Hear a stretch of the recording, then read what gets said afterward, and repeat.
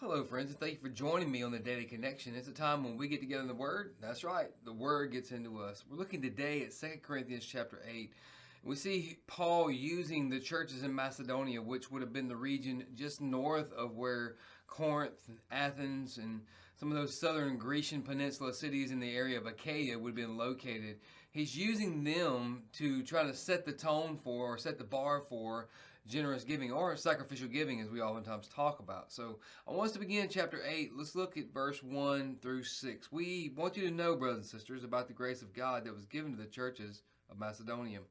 During a severe trial brought about by affliction, their abundant joy and their extreme poverty overflowed in a wealth of generosity on their part. I can testify that, according to their ability and even beyond their ability, of their own accord, they begged us earnestly for the privilege of sharing in the ministry to the saints, and not just as we had hoped. Instead, they gave themselves first to the Lord, and then to us by God's will. So we urged Titus that just as he had begun, so he should also complete among you this act of grace. All right, so here we see Paul, like I said, kind of setting the bar in terms of sacrificial giving, saying, hey, we want you to know this. So, based on that first statement there in verse 1, it must not have known about a gift that had been taken up and how much it was in proportion to the number of people in the church, Anyway, Paul says, we need you to know about this, that the churches in Macedonia, that would have been Philippi, Thessaloniki, also Berea, to be specific in terms of the Acts, rendering, coming down that Grecian peninsula. Those three churches, the churches in those three areas, Paul said, hey, they have just amazed us. Because not during a season of prosperity, he says, verse 2, but actually during a season of great affliction and extreme poverty, they have let the love of Christ overflow in them and the grace of God flow through them in a demonstration of extreme, just tremendous, abundant generosity. He says he calls it a wealth of generosity there at the end of verse 2. Now, what's amazing about that is he's right. They were experiencing extreme affliction, terrible affliction. You go back and you look at what took place, once Paul, as Paul was still in Thessaloniki. And then after leaving, how the Jews incited a riot in the city. He gets to Berea, having a great fruitful ministry. Here comes the Jews again. Thessaloniki, you had the uproar created by the owners of the slave girl that Paul delivered from the demonic possession. They had them beaten. There's so many violent atmospheres in terms of these believers existing in.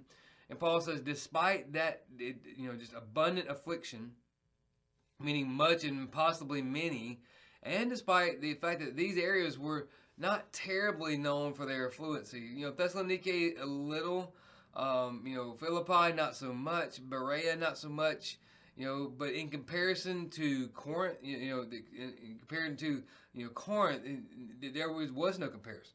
This was a bustling metropolis. I mean, you had industry going all over the place. You had trade happening across the peninsula there, boats moving things back and forth. I mean, this was the ideal scenario for affluency in a sense, as best it could be realized in this particular area.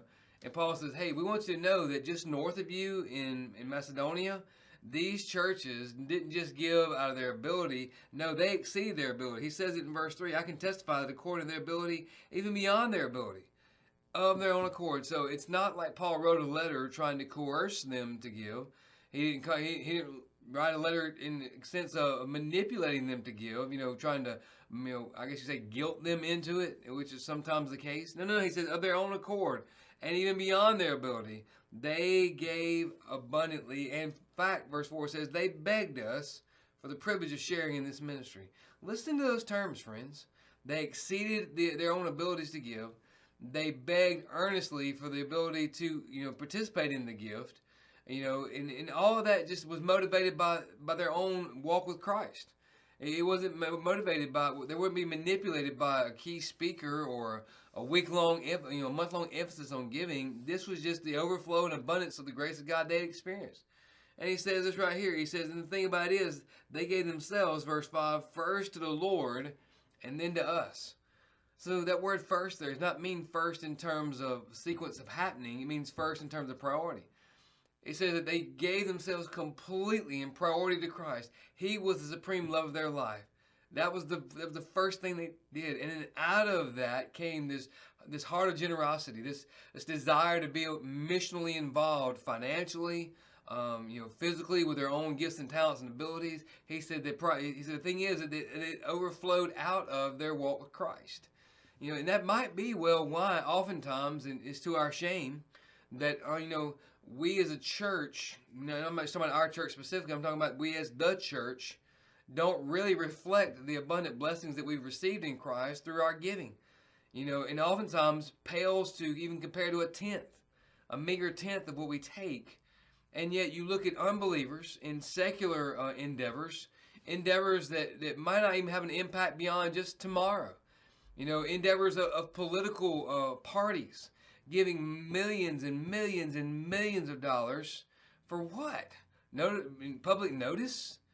And yet here we are as the children of God. We've been granted salvation by grace through faith. We've been blessed by God with all our resources we need in Christ. And it's almost as if pastors have to beg people to give faithfully. I hate to be strong with this word, but that's pathetic. And Paul was telling the Corinthians that. He said, hey, it's kind of pathetic that here these Macedonian churches have exceeded you in their giving, and we didn't coerce it. They didn't have to be manipulated. In fact, they have begged us, and it wasn't that they gave as they could. They have exceeded their ability to give. They gave themselves first to Christ and then to us. And that's the key, friends. And of course, he ends by saying this: we urge Titus that just as he had begun, so he should also complete among you this act of grace. And this is seen as an act of grace. It's that, it's that whereby we are giving back richly out of what we have received so richly.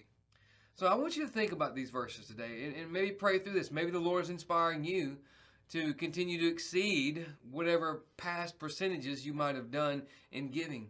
The Lord may be challenging you to a one-time gift. He may be saying, you know what, I have blessed you abundantly. And of course, he has in salvation, but I have blessed you abundantly financially in these seasons. When are you gonna honor me in that? When are you gonna give sacrificially? Not just to the mode that you can, because oftentimes we'll manipulate that even, in that we'll make giving the last thing we do, and we'll prioritize other things, which there are necessities: food, shelter. I get that. Transportation. I get that. But then we'll add in the wants, not the needs, the wants. And then if there's anything left over, then we're going to give to God. And that's unfortunate, because I've had people approach me before and say, man, I want to give, Pastor, but I just can't. The fact of the matter is that I've seen through the things they drive and the things they enjoy that they've placed themselves in a predicament of debt. Not for need, but for pure desire. And because they place themselves in that debt, they can't honor the Lord. They've failed to say that, you know what, let's give the Lord first. And I give credit to, some of the financial advisors out there. They say give first. That's the first thing you do. Then you line up everything underneath that. So let's take this to heart, and let's take this challenge to heart. That we would all, do some serious reflection and say, am I truly honoring the Lord? Have I truly prioritized Christ and my commitment to him, so that I would give sacrificially, and not just as it's convenient to me to give, but as it demonstrates my true commitment to him, as he had committed everything to me. Well, I pray your week has started off well. Today is another day full of opportunities. I believe that God is going to present doors. Some will be opened. God is going to present some doors that are closed. We need to ask for discernment to know which one is which, and then be faithful and obedient to walk through those doors he opens, and be faithful and obedient to walk away from those doors he closes. But in every situation, we're always asking ourselves the question, what is it today that I can do that will enable me to live sent?